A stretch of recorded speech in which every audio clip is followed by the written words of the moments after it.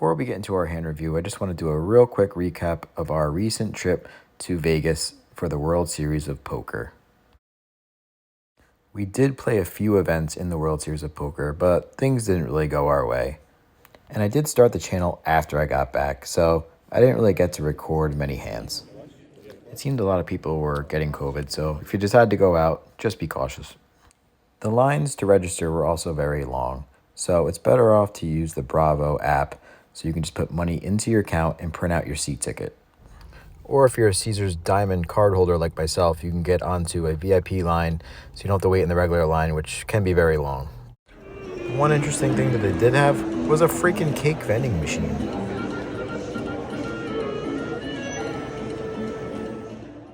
No wonder the majority of Americans are obese, because of goddamn cake vending machines.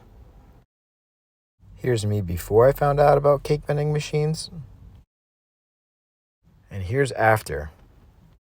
I should have stuck to the Johnny cakes. You know what I'm saying, Sopranos fans? Ay-oh. Alright, now let's get to our hand review. So we're playing 1-2 no limit, and we pick up King Queen of Diamonds in the small blind. There is a $5 straddle, and two guys limp in for $5. So we decide to raise it up to $25 pre-flop. We get two callers, and we are on to a flop. The flop comes 6-3-3. We have two overs and a backdoor flush draw, so we decide to lead out for $40. The guy in the big blind folds, and the next guy makes the call. So when he makes the call, we're thinking he has a pair, like a 6 or some lower pocket pair. Don't think he has too many threes here.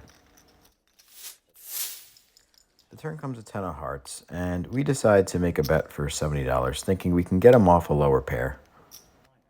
However, he does make the call again, so now we're a little concerned and really wondering what he has. Could he have a 3 here?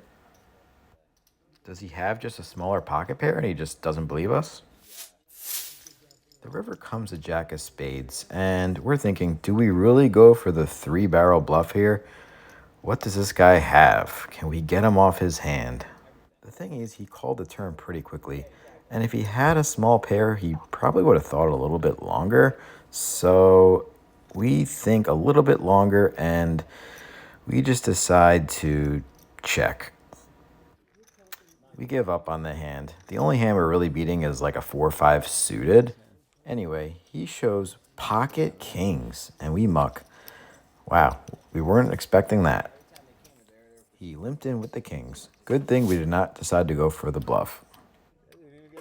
Anyway, this next hand's a crazy one, so strap in. We pick up ace-jack. 3 limpers, so we decide to raise to $15 pre-flop. The guy next to us in the cutoff decides to raise to $35. A pretty small 3-bet, so we make the call. The flop comes queen, 10, 3, 2 spades, and he decides to bet for $50. We're not going anywhere just yet. We have a gut shot, a backdoor flush draw, and possibly an overcard.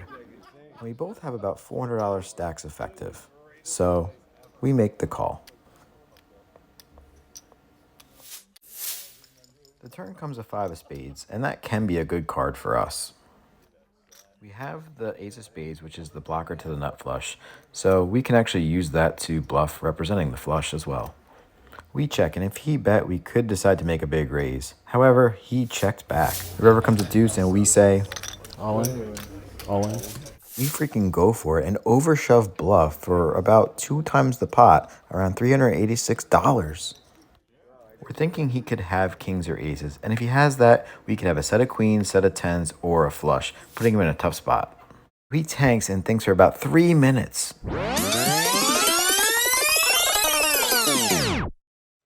But then he decides to fold. Phew! Let's go.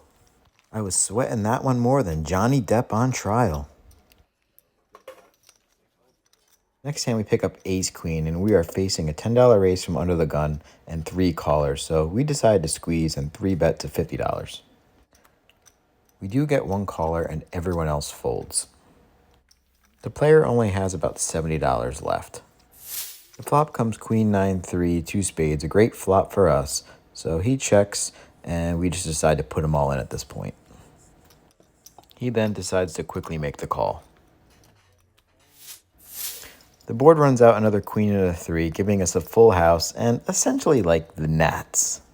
The player then mucks his hand, so we take down a good-sized pot. Very nice.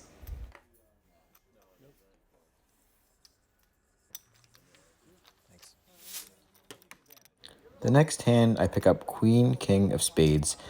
The raiser from under the gun makes it $10 and two guys call. I 3-bet to $45 in the small blind. The initial raiser from under the gun calls and everyone else folds.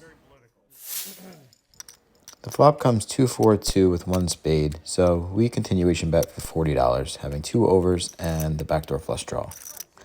The player then makes the call. The turn comes the ace of spades, which is typically a good card for us. We then decide to bet again small for $40. If he has a small pocket pair, like 8s, 9s, even 10s, it might be hard for him to continue with the ace coming. The bet size could have been a little bit bigger, but it's almost like we're milking him, trying to get him to call.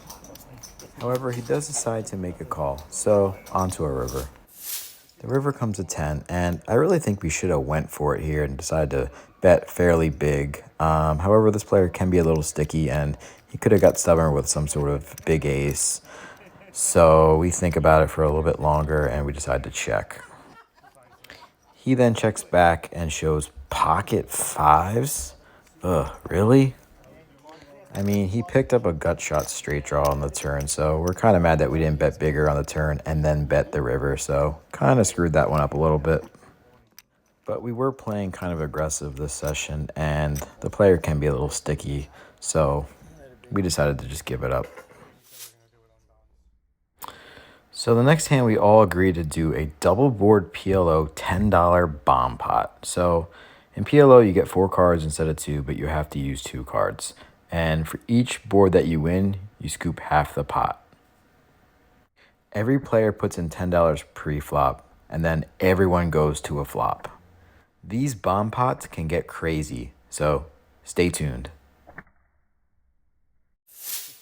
So the first flop, we don't have much, but if a jack came, we could have the nut straight and possibly chop. The second flop, we flop the nut straight and have the straight flush redraw, a huge hand, but it could easily get cracked. We have the 9-10 of diamonds, so right now we have the nuts. There was a player that bet, second player called, and then we decide to bet the pot because it's pot limit Omaha and you can only bet the pot. But essentially the pot size bet was about an all-in, so we go for it. And then we end up getting 3 other callers, so 4-way to a turn and river. So we were focused on the second flop, hoping to hold up. We were up against some 2 pairs and some gut shots, but no one else had a flush draw, so we were looking pretty good. So the one guy had queen 10 to hit a gut shot and a higher straight. However, he only had $100, and the rest of us all had about $400. So we ended up getting a good side pot and making a few bucks, but we could have had a lot more. So you see these hands can get pretty crazy, as there was about $1,400 in the pot. So the last hand of the night, we pick up 10 jack of hearts.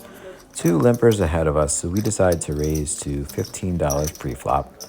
And we end up getting about 4 other callers. So we are going 5-way to a flop.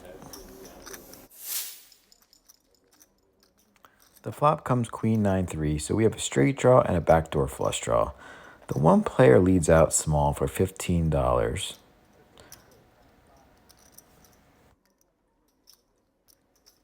The next player decides to fold, and the player after him makes a call. So now we have a decision.